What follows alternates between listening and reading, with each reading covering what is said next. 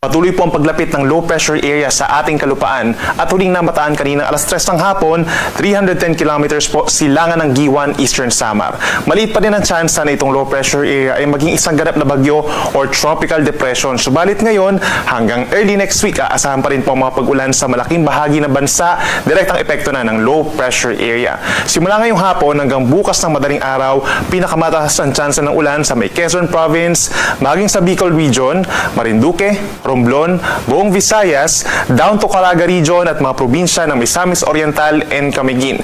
May mga minsan malalakas po ng mga pag-ulan na posible pa rin magdulot ng mga pagbaha at pagguho ng lupa. Ang natitirang bahagi ng bansa affected din po ng mga thunderstorms at ng easterlies. Partly cloudy to cloudy skies at ngayong hapon hanggang gabi, madalas ang mga pag-ulan at mga thunderstorms. Gaya na naman po na nangyari dito sa Metro Manila kaninang 1:30 ng hapon na nagtagal ng halos isang oras at aasahan pa rin po yung mga isolated rain showers or thunderstorms hanggang bukas ng madaling araw somewhere dito sa may Central and Southern Luzon at dito rin po sa natitirang bahagi pa ng Mindanao. Base naman sa latest tropical cyclone threat potential forecast ng Pag-asa, generally kikilos po west-northwest ang nabanggit natin na low pressure area.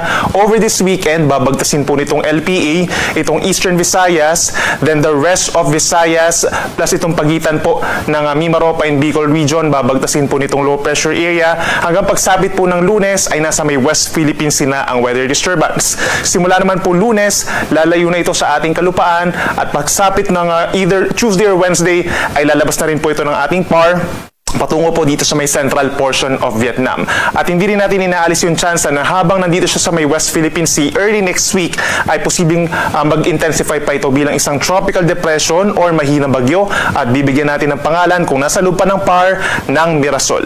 Samantala, meron din tayong posibleng mabuo na isa pang low pressure area sa labas naman ng ating PAR sa may Pacific Ocean early next week. And around Tuesday hanggang Thursday ay maring nasa loob na rin ito ng ating area of responsibility. At meron din tamang tsansa na mabuo bilang isang tropical depression or mahinang bagyo. Posible pa mabago yung ating senaryo regarding sa mga potensyal na bagyong ito. Kaya